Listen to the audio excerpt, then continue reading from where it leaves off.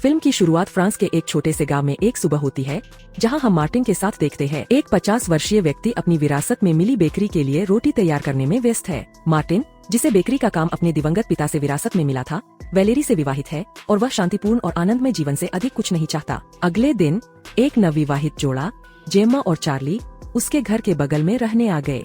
Martin अपने नए पड़ोसियों का अभिवादन करने के लिए उनसे मिलने जाता है और खुद को उनसे पहचानता है।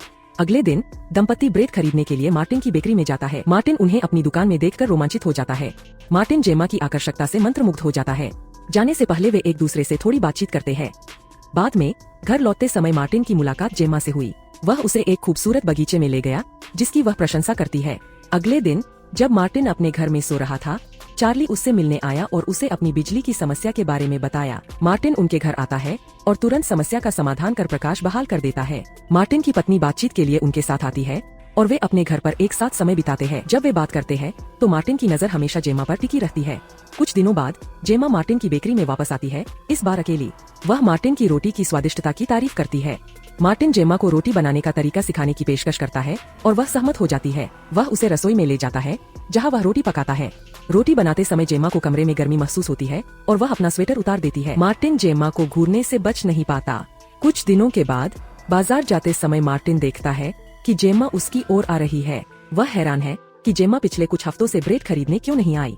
जेम्मा बताती है कि वह डाइट पर है और उसने अपने खाने से ब्रेड हटा दिया है। वे अलग होने से पहले कुछ मिनट तक बात करते हैं। जेम्मा को अचानक अपनी पीठ में भयानक दर्द महसूस होता है। वह मदद के लिए मार्टिन को पुकारती है, जिससे वह वापस उसके पास आता है। बताती है कि एक कीड़े ने उसके कपड़ों के माध्यम से उसे काट लिया है और मार्टिन से उसे हटाने में मदद करने के लिए कहती है। मार्टिन ने जल्दी से जेम्मा के टॉप के बटन खोले और कपड़े के नीचे देखा। उसने पाया कि उसकी त्वचा में एक छोटा सा रेंगता हुआ कीड़ा फंसा हुआ था और उसने उसे धीरे से हटाया। तुम्हें किसी विषैले जीव ने डंक मारा है और मुझे जहर निकालना है। जेम्मा ने बस सिर हिला दिया, मार्टिन की बात पर पूरी तरह से विश्वास करते हुए। उसने तुरंत काम शुरू कर दिया, घाव से जहर निकाला। तभी हार्प नाम का एक लड़का दिखाई दिया और पूछा, क्या हो रहा है? उसने पूछा, लेकिन मार्टिन के जवाब देने से पहले जेम्मा गिर गई। जब हार्प और मार्टिन को समस्या का पता चलता है तो वे तुरंत जेम्मा के साथ अस्पताल जाते हैं। डॉक्टर जेम्मा को उसके स्वास्थ्य को सुनिश्चित करने के लिए एक इंजेक्शन देता है। वापस आते समय जेम्मा अपना सिर मार्टिन के कंधे पर रख देती है। उससे बहुत खुशी होती है और यह समझ पैदा होती है कि जेम्मा को भी उससे लगाव हो सकता है। बाद में बाजार में मार्टिन ने जेम्मा को हार्प से बात करते हुए देखा। मार्टिन को ईर्ष्या का एहसास होता है जब वह देखता है कि हार्प जेम्मा का हाथ पकड़ता है और उसका ध्यान खींचने की कोशिश करता है। कुछ दिनों के बाद जेम्मा फिर से हार्प के साथ किराने की दुकान पर जाती है स्टोर। उनकी बातचीत के दौरान हार्प अपनी पसंदीदा शराब का जिक्र करता है।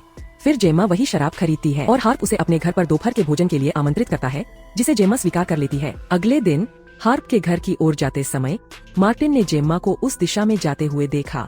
जब जेम्मा हार्प के घर में प्रवेश करती है तो मार्टिन चिंतित हो जाता है। उसे आश्चर्य होता है कि वह अकेली अंदर क्यों जाएगी। वह घर के बाहर काफी देर तक इंतजार करता है, लेकिन जेम्मा नहीं आती, इसलिए वह अंतः चला जाता है। बाद में उस शाम एक साझा रात्रि भोज में मार्टिन ने जेम्मा की गर्दन पर निशान देखे, जिससे उसे विश्वास हो गया कि जेम्मा और हार्प एक रोमांटिक और व्यभिचारी संबंध में। मार्टिन यह जानकर तबाह हो जाता है कि जिस लड़की से वह प्यार करता है वह किसी ऐसे व्यक्ति के साथ संबंध में है जिससे वह हाल ही में मिली है। मार्टिन बिना कुछ कहे चुपचाप घर से निकल गया।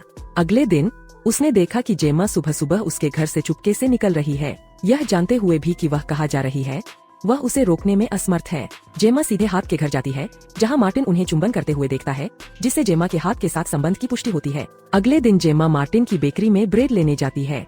वह धीरे से बताती है कि चार्ली जाने से पहले कुछ दिनों के लिए लंदन गया था। मार्टिन गलती से एक ब्रेड पैक पीछे छोड़ देता है। मार्टिन भूली हुई ब्रेड को जेम्मा के घर पहुँचाने का जिम्मा अपने ऊपर ले लेता है। जब वह घर आता है तो वह हार्प को घर के अंदर देखता है और चुपचाप दीवार के पीछे छिप जाता है।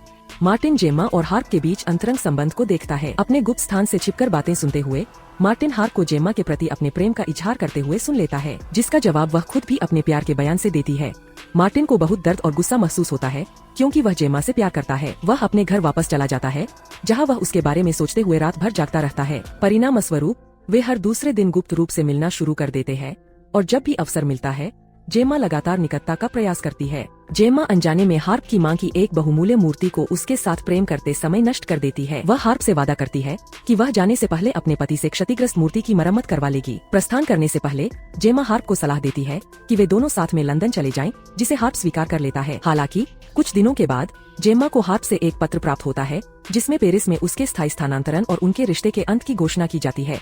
जब हार्प की मां घर आती है और मूर्ति के बारे में पूछती है तो हार्प उसे बताता है कि उसने खरोंच के कारण इसे मरम्मत के लिए चार्ली के पास भेजा था। इस बीच इस खबर से दुखी जेमा हार्प से बात करने की कोशिश करती है, लेकिन वह इतनी आहत होती है कि बात जारी नहीं रख पाती और बीच में ही घर लौट आती है। जेमा दुहक से इतनी अभिभूत हो गई कि उसने हफ्तों तक अपने पति से बात करना बंद कर दिया। उसके पति ने जेमा को कुछ महीनों के लिए लंदन जाने की अपनी योजना के बारे में बताया, जिससे जेमा ने बात करने की इच्छा व्यक्त की। हालांकि वह उसके प्रति उसकी सप्ताह भर की चुप्पी की ओर इशारा करते हुए जवाब देता है और बिना अधिक बातचीत किए जाने से पहले अपना गुस्सा व्यक्त करता है। जेमा पूरी रात रोती रहती है, पूरी तरह से दुखी और खुशियों से रहित महसूस करती है।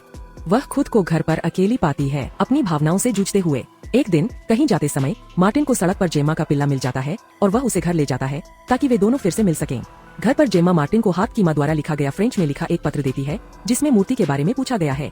वह मार्टिन से अनुरोध करती है कि वह पत्र का उत्तर लिखे और वह जाने से पहले 1 या 2 दिन के भीतर ऐसा करने का वादा करता है। हालांकि जब मार्टिन जेमा की गहरी पीड़ा को देखता है, वह उसके अनुरोध पर थोड़ी देर और रुकने का फैसला करता है। जब वह उसे 1 कप चाय देती है, तो वह अत्यधिक उसकी छाती पर ध्यान केंद्रित करता है। मार्टिन उस पल का आनंद लेता है, जिसे वह एक शानदार पल मानता है जब वह उसके पास आती है। अगले दिनों में जेमा अपने पूर्व प्रेमी पैट्रिक से मिलती है और मार्टिन उन्हें घर वापस जाते समय चुंबन करते हुए देखता है। मार्टिन पैट्रिक के साथ जेमा की अंतरंगता से हैरान है और उसे एक बेवफा पत्नी के रूप में देखना शुरू कर देता है। बाद में जेमा और पैट्रिक को एक रेस्तरां में एक साथ पाया जाता है। जेमा को अपने किए का परिणाम भुगतने के लिए मजबूर किया। वह अपराध स्वीकार करती है और पैट्रिक से कहती है कि उनका रिश्ता खत्म हो जाना चाहिए, अपने पति चार्ली के प्रति अपने अटूट प्रेम पर जोर देते हुए। जब जेमा घर लौटती है तो वह चार्ली से संपर्क करती है। उसने अपने अगाध लगाव और उसके बिना जीवन की कल्पना करने में असमर्थता व्यक्त की। चार्ली उसकी बातों से बहुत प्रभावित होता है और जेमा के पास लौटने का संकल्प लेता है। अगले दिन जेमा मार्टिन को एक बार फिर अपने घर बुलाती है। बातचीत के दौरान मार्टिन अनजाने में हार्प का जिक्र कर देता है तथा मामले की अपनी समझ से जेमा को चौंका देता है। मार्टिन उसे लगातार रोता देखकर अपनी नाराजगी व्यक्त करता है, जिससे जेमा हैरान हो जाती है। वह उससे अपने जीवन में हस्तक्षेप न करने के लिए कहती है। दावा है कि वह इसे अपने दम पर प्रबंधित करने में सक्षम है। मार्टिन ने जोर देकर कहा कि उनका हस्तक्षेप करने का कोई इरादा नहीं है, लेकिन वह उसकी बहुत परवाह करता है और हमेशा करता रहेगा। जेमा मार्टिन की सच्ची परवाह से प्रभावित होकर उसे चुनने के लिए अंदर जाती है और अपना आभार व्यक्त करती है। मार्टिन बहुत खुश था। उसने आखिरकार जेमा को चूमा था और उसका दिल भर गया था। वह अपनी बेकरी में गया। अपनी खुशी दिखाने के लिए उसने एक केक बनाया और उस पर जेमा का नाम लिखा।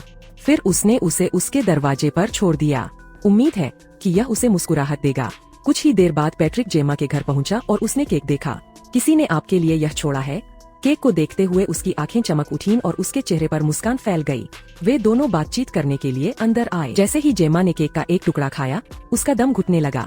केक उसके गले में अटक गया था और उसे सांस लेने में दिक्कत हो रही थी। पैट्रिक को एहसास हुआ कि क्या हो रहा है और उसने उसे पकड़ लिया, धीरे से उसकी पीठ पर दबाव डाला ताकि खाना बाहर निकल जाए। तभी चार्ली दरवाजे से घुसा। उसने देखा कि जेमा और पैट्रिक एक दूसरे को गले लगा रहे हैं और गुस्से की लहर उसके ऊपर छा गई। इस दृश्य की गलत व्याख्या करते हुए उसने सबसे बुरा मान लिया, यह विश्वास करते हुए कि पैट्रिक उसकी पत्नी के साथ जबरदस्ती कर रहा था। वह आगे बढ़ा और पैट्रिक को जेमा से दूर खींच लिया और उनके बीच भयंकर संघर्ष शुरू हो गया। दोनों पुरुषों में से किसी ने भी यह नहीं देखा कि जेमा चुपचाप घुट रही थी। उसका चेहरा पीला पड़ रहा था। कुछ ही क्षणों में वह बेजान होकर जमीन पर गिर पड़ी।